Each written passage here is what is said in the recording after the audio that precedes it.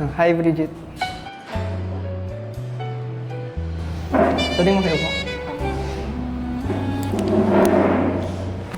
Kamusta? Okay lang, ikaw. Okay lang din naman. Tagal. Huling kita ko ata sa'yo, yung pageant pa yun. Sinama kasi ako ni Kuya Romeo. Galing mo nga nun. Okay lang. Nanalo ka pati. Okay lang. Galing. Thanks. Parang pag nakikita kita sa mga sa reels may nakikita rin kita. Ganda mo talaga. Ay, pero nung nakita ka tayo sa personal, mas lalo kong gumaganda talaga. Sobra pala. Hindi ko alam sasabihin ko. Nakakaya eh. Hindi ko nga na-expect na ikaw yung kasama pa rin coach.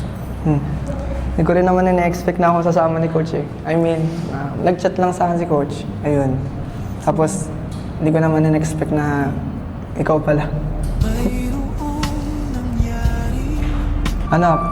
Sorry nawawala kasi ako eh. Siyempre, ikaw ba naman, napakaganda. Parang pinagpapawisan ka ata. Ano lang, siyempre, ang init dito tapos. Kaya nga eh, tapos Tatawa nakasweat. lang. Shirt pa ako. Pero okay lang. Pero alam mo, Bri,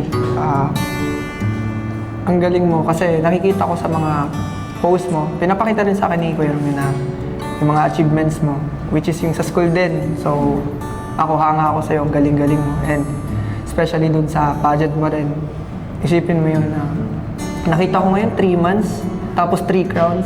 Siyempre, ang galing naman. Napaka-husay talaga kung iisipin. Napaka-hirap kaya. Alam naman natin ang pageant is hindi naman biro. Tama, di ba? Kakalata na ako sa'yo Bakit? Yung parang ini-stock mo yung FB. Ay! Kasi doon lang nakalagay yun eh. Ha? Doon lang nakalagay yun sa FB Hindi ko. Sinabi lang naman sa akin. Hindi, wala namang masama kung ini-stock mo ako. Siyempre, close kayo ni Coach Romeo, si Coach Romeo yung scout sa akin. Wala namang masama, pwede mo namang aminin. Ha? Hindi nga, sinabi Hindi, talaga tumatawa ka. Okay, sumama ka. Joke lang. Sinabi talaga sa akin. Pero nakita ko rin naman,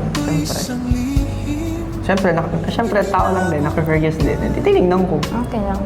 Ay, nakakabilib. Pasensya, Bridget, at ang daldal ka sobra, siyempre, extrovert yata ako, hindi joke. At saka nahiya rin ako kasi hindi ako sanay ng ganito.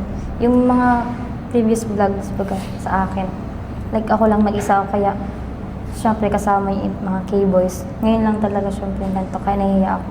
Ako rin naman eh, nahiya ko eh, hindi ko alam yung... Hindi naman natas yung nahiya ako. Grabe ka naman. Alam mo yung mga gusto ko sa tao, parang nasa iyo. Mga ganong... Totoo nga. Nakakalata na talaga ako sa'yo, kayo nakapabola ng bola. Hindi ako nagbobola. Kumbaga, yun yung gusto ko eh. I mean, sa pagkatao mo, kung iisipin mo, nakakabilib kasi na ganun nga, ganyang edad. Mas maganda pa.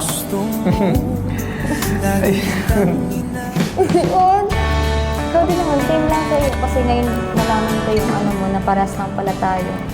Hindi sa'yo halata. Bakit? Kasi nung una kitang nakita, ang presentasyon ko sa'yo, parang parang maangas ang gumalaw. Gets mo yun? Hindi naman sa maangas in a bad way, ganun. Yung galaw mo lang, tapos makakatalagang, yun yung mga bad boys sa Pero ngayon naman, nakausap kita, parang okay naman pala. Patawa ka rin, nabilis kang ayun. Hindi mo in-expect. Hindi ko Yun. na-expect. Ganun din naman ako, mabait naman talaga ako, simple lang ako. Mukhang... Simple ka lang? Simple lang talaga. Sige. Ganun rin naman, parehas lang din naman tayo. Pero thank you Bridget sa time. And syempre, thank you rin na nagkausap rin tayo ng maayos. Kasi syempre, pag dati lang, parang tinginan lang. Kumbaga, ngayon nagkausap din tayo. And thank you so much.